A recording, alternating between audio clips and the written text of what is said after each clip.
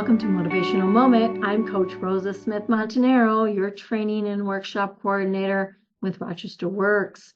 Each week we have a different topic to keep you motivated. The series we're working on for the month of February is around love. Love. Love the life you live right now. Don't wait. Love your life now. I'm giving you strategies each week, easy to implement. Give it a shot. You have nothing to lose. What could you possibly lose? Just maybe gain a little more happiness, satisfaction, joy, right? So one of the things I'm going to ask you to think about as far as loving the life you live right now is choosing to spend some quality time with people who energize you. You know, who's important to you? Who brings you joy? Who, when you're around, you just laugh, you smile.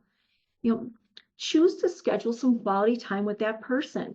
One of my favorite things to do is crafting with my nieces. You know, they're all adults now. I don't think anyone's under the age of 25 at this point. They're into their 30s and 20s and 30s, and they still love crafting with me. If I said, let's go draw some pictures together or paint this, canvas, or I have so many things that we've done over the years that just sitting together is so therapeutic. And I don't get to do it very often. I usually do it for special occasions like their birthdays and for Christmas. But think about who that's energizing, right? Who energizes you? And the people that energize you, schedule time with them. You'll love that. That's part of loving our life. The other thing, speaking of, scheduling time with people you love, what about expressing what it is that you appreciate about someone else? You want to love your life, add value to someone else's. Right? That automatically feeds your soul. I love to do this. I really do. I love to point out the gifts I see in other people. I'd like to think of it as one of my superpowers, that I can see the gifts in others. And I'm going to tell you a secret because I didn't know I was going to talk about this. When I get busy, too busy, which I've been, to be honest with you, and I get swept up in the hustle and bustle of life, the deadlines that are put upon me, being overcommitted, I forget to look for the gifts I see in others. I forget to vocalize them because I'm so stuck in my own head and saying, I got to get this done. You got to get that done. I have lists upon lists, right? I have a checklist here of what I need to do. That's my work checklist. I have a planner that I keep for myself. It has its own lists in it. I have lists upon lists. This is just like what I do. I make lists for lists upon my list. And I have to remember myself when I'm teaching you, stop, put it down. Be in the moment.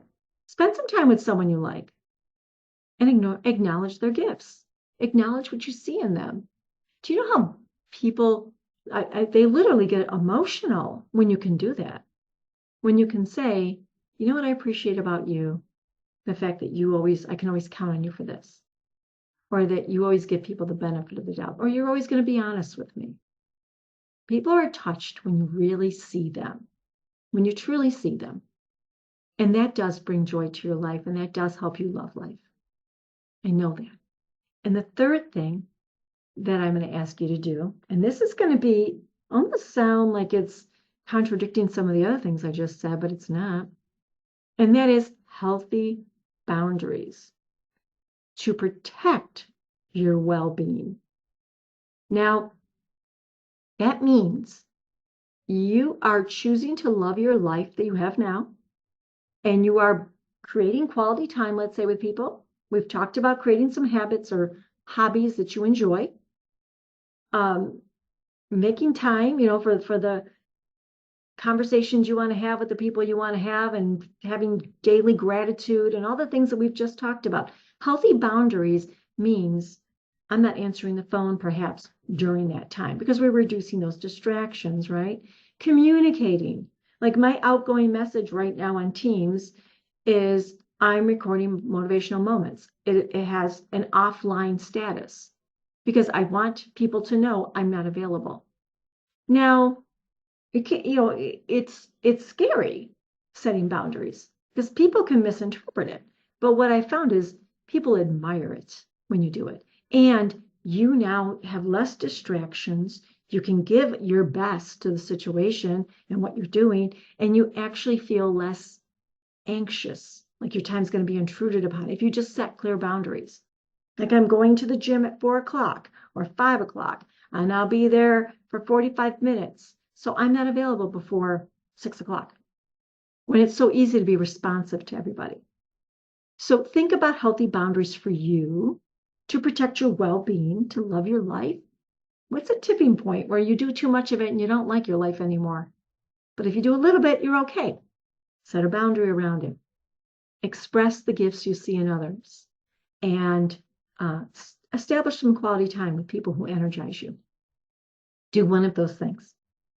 I hope you've enjoyed this series. It is very valuable, this series. There's a lot of gold in this series because people usually are more focused on what they don't like about their life than what they do.